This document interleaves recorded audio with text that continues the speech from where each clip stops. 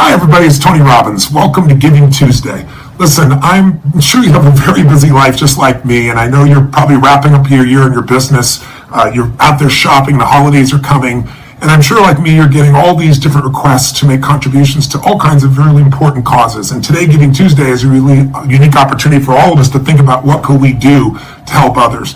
And they're all great causes out there, but there's one cause in particular that I found to be invaluable to make a contribution to, and that is actually providing food for people. You know, we live in a country that is the richest country in the world, and yet we live in a place where 42 million Americans don't know where they're going to get their next meal. 13 million of those are children. And to give you perspective, 42 million people is twice the size of the population of the 5 biggest cities of the United States. If you took New York, LA, Chicago, Houston, Philadelphia, put them all together, that's still a little over 20 million. So to give you a perspective, that's how big the need is out there, and people just don't realize it. And the people that need it are not just homeless people. You know, I've partnered with Feeding America over the last few years to feed 100 million people last year, and we're going to do it again with your help this year. And the way we've been able to do it is to find individuals that are paying their rent, they're living in their home, they have children, they got to pay utilities, but between those elements and medicines, they literally don't know how to get their next meal. And Feeding America is the most powerful organization in the United States for really hunger relief in this area. And my passion for it, and the reason I'm reaching out to you, is today is a unique opportunity. You know, if you decide you'd like to make a contribution today of any amount, $10, $20, $100, up to $5 million, I'll match it today. And I got to tell you, in my own life, the reason I'm passionate about this, not because I'm just a great guy, it's that because when I was 11 years old, we had a Thanksgiving with no money and no food. And what changed my life, what changed the entire direction of my life, was the fact that one day I get this knock at the door on Thanksgiving. My parents are fighting and saying things you can't ever take back. And I open the door and there's this tall man standing there with this giant 2 bags of food, and on the ground beside him was this pot with an uncooked turkey in it. And he said, "Is your father here?" And I said, "Just one moment." And I went to go get my father, and that day changed my life, because my father had always convinced all of our family that strangers don't care about us. You know, it's a dog-eat-dog world. And my father didn't actually receive the gift very well. It's a long story, but he felt like he failed his family. But for me, it was a turning point in my life, because I was focused on the fact there was food, and that what I pulled from that event was not just we had this beautiful meal. What I pulled from it was this feeling that strangers cared, and strangers care about me, I need to care about strangers. It literally changed the direction of my life. And to this day, I don't know who did it. I started sharing about this 35 years ago. My mom thinks she knows who sent it to us. The woman was rather elderly that passed away, but a simple gift like this, a simple addition of helping somebody on a day like this can literally change their perspective on life, not just provide them a meal. So I hope you'll join me with this. And I hope you'll do this not only for other people, I hope you do it for yourself. Because, I recently, this last few years, I've been writing books on money and finance and investing, because so many people are stressed in this area of their life, and it's hard to, figure out what you're going to do for your children, or how to be in a beautiful, happy state, or how to do well in your business or your career when you're trying to figure out how to pay the bills. And so one of the principles I learned, and one of the things that triggered me, is I was interviewing all these multi-billionaires, and I watched Congress cut food stamps. They now call it the SNAP program, but they cut it by almost $8 billion. It's the equivalent of every family in America that was getting help literally losing a week's worth of food every month for 12 months. And they're hoping other people are going to step in. So I decided to step in. I provided, in the first year, a year ago, 55 million meals, and then provided the matching funds to feed 100 million through Feeding America. I'm doing the same thing this year, and you can participate. But if you want to change your life, the one thing I've learned by interviewing all these individuals is Sir John Templeton, one of the greatest investors in the history of the world, the first billionaire investor, a man who started with nothing. He shared with something. He said, "Tony, I've never met anybody who tithed for a 5 or 10 year period of time who didn't experience extraordinary financial wealth. Somebody who didn't donate 8 or 10% of their income." Most people can't even imagine that thought.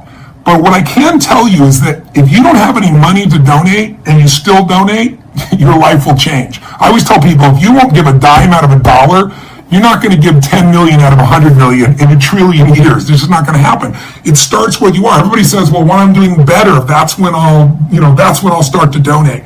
My own life changed when I was just 17 years old. My mom and dad had this big outing after we were fed and things went well. Things did not go well between my parents. And all of a sudden I found myself, my dad went back east and my mom decided I was on his side, so I was out on my own. And I went to work in a company and I was working for this man named Jim Rohn, and I was promoting his events, and it was all commission. So your raise became effective when you were, and I wasn't very effective. And I can remember hitting this threshold where I was working, 12, 13, 14-hour days. And one night I was coming home from where I was in this place called Orange County, California. And I was driving on this freeway late at night. No cars, almost midnight. And I don't know if you've ever been that place where you just feel like you've given your all and there's no return, there's nothing left. And I was in my pity pot, feeling angry, quite frankly, and feeling sad and frustrated and saying, how can I work this hard and care this much and be in this horrible place where I'm not knowing where I'm going to get my next meal? And all of a sudden, I pulled over on the side of the road. It was on this 57 freeway. I remember like it was yesterday. And I used to keep these big handwritten journals. I used to write journals in. And the journal's on my Volkswagen next to me, on the seat next to me. So when I'm driving this Volkswagen VW Bug, and I pulled it over and I wrote on this one page, and I still have the journal to this day, this giant one phrase, and I just wrote, "The secret to living is giving." And I started crying like a little kid. I remember it like it was yesterday, because I realized that all of my pain was because I was so focused on what I wasn't getting. I wasn't focusing on what I was giving. And in any relationship, in an intimate relationship, if you're focused on what you're getting or not getting, the relationship's already over. Relationship's a place you go to give, and life is a place we go to give. Life is calling to us to give.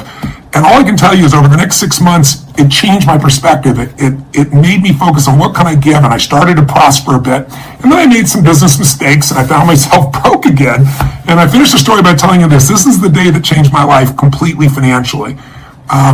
I was completely broke. I had, probably $25, $26 to my name. And I was living in Venice, California, in this little tiny, 400 square foot bachelor apartment. And I was washing my dishes in my bathtub, and I was, eating off this little hot plate.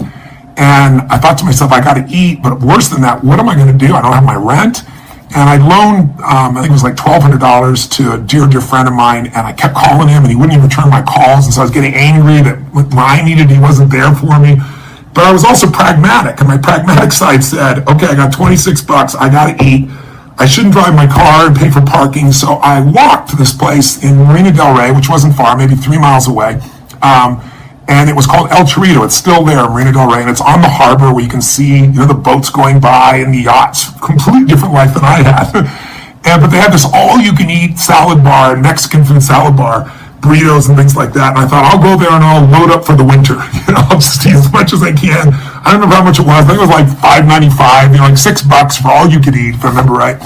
And I went there and I just loaded up. I did a carb load like you can't even imagine, thinking I got to make this food last for a few days. And then, I just finishing up my meal, and all of a sudden the front door of the place opened, and this breathtakingly beautiful woman walked in. I couldn't help but notice. And then I waited to see who was with her, and all of a sudden the man who was with her was like, about 3 feet. And he was wearing this suit and tie and a little, vest. And I watched him hold the door open for his mom, and then he obviously came and pulled the chair out for her, and he was just such an incredible gentleman. I just remember it was like a movie, taking it all in. And I don't know what it was. I was just moved by this little boy's just total attentiveness and care and love and respect for his mom. And so I paid the bill, and, I don't want to have left 17, 18, $19. I put it in my pocket. And as I was starting to walk out, I saw this boy again, and I stopped, and I introduced myself. And I said, I'm Tony, what's your name? I don't remember his name, honestly, it's been so many years. I think it was Charlie. And he goes, Charlie, let's say. And I said, Charlie, I've been watching you. I said, I saw the way you held the door for your lady here. I saw how you pulled out the chair for her. I said, taking her to lunch like that. I said, that's a classy thing to do. And he goes, well, she's actually my mom. I said, that's even better. I said, that's even, he goes, well, I'm not literally taking her, to lunch right now, because I don't have a job. And I think he was like 8, 9, 10, 11 years old, 10 or 11 years old at the time. And I said, yes, you are taking her to lunch. He looked at me, and I reached in my pocket, and I had no plan to do this. I just spontaneously took out all the money I had in the world, my $17, $18, $19, and I took there right down in front of him, including the change, right down in front of him, right, where his plate would be. And he looked up at me and he says, I can't take that. And I said, of course you can. He said, how come? I said, because I'm bigger than you are. And I didn't look at the woman. I didn't do it for that reason. And I just shook his hand, and then I walked out of this place. And I didn't walk out. I flew out of the place. And I went looking for my car and forgot I didn't drive there. And I didn't walk home. I kind of skipped. I would probably look like an idiot going home because I was so euphoric. And the crazy thing is, I should have been freaking out. It's all the money I have in the world. I have no money to pay my rent, no money for food the next day, nothing. But it was the most free I'd ever felt in my life. There was no scarcity in my bones. And I lived where everything was always scarce. And the reason I really believe is, when you have nothing, the best thing to do is plant your seed corn. When you're just like, you got to teach your brain that there's more than enough. And the way to do that is give when it's not easy to do. And so instead of thinking everybody else got all this money, let them give, that day I gave everything. And I not only had euphoria, but then I went home, and it was the best part of the experience. I went home, and it's like, I still thought at some point you'd think my brain would kick in and go, what the hell are you going to do? It really didn't. And I went to sleep that night, and I figured I'll put together a plan, I'll work this out. I got up the next morning, and I got no money, no food, no anything. And the snail mail came in the old days when we received normal mail. And sure enough, there's a letter that I opened up, and it's from the guy that I loaned the $1,200 to. And he wrote me a note and said, I've been avoiding you. I'm really, really sorry. I hope you'll forgive me. Here's the money I owe you and a little extra.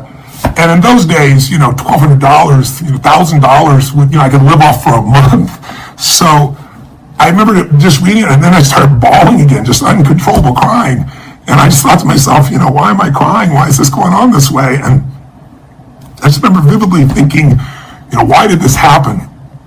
And I really believe in my heart, my soul, I believe that this happened because I operated I wasn't trying to do something. I wasn't doing it because people wanted me to. I wasn't doing it to look good. I did it because it was right. I trusted my gut spontaneously. I didn't think about me. And as a result, since I wasn't thinking about me, scarcity ended for me. And I also just chose to believe, I don't know if it's really true, that this was the reward for that. That if you'll give, whatever you'll give, if you'll just give from your heart and from your soul, that the rewards are always tenfold. You'll never have to worry. And I can tell you, I've been through 31 companies, we have 1,200 employees. I've been through the ups and downs. I've been near bankruptcy multiple times in businesses. But I can honestly tell you, I'd never return to that feeling of scarcity ever again, because I know it's not just about me. And I know that secret to living is giving. And I've lived that. And as a result, it's magnified all the joy that I could possibly have in this life. So if you think about the holidays and what to give and what to do, it's beautiful. I hope you'll take amazing care of your family and yourself. But there's something about doing something for more than yourself that makes us feel fully alive as human beings. So I hope on Giving Tuesday, you'll take me up on the offer. You'll decide to donate whatever you want to donate, $10, $100, $1,000, $10,000. I said up to $5 million, I'll match. Just click on the button right beside you there. If you feel like it, put something down, and let's give somebody some food security in the middle of such volatile, crazy times. Let's show them that strangers care, and let's celebrate our holidays with our family, having our turkey and our good food, knowing that others in need are being taken care of. Thanks for listening. Thanks for watching. God bless you. Happy holidays.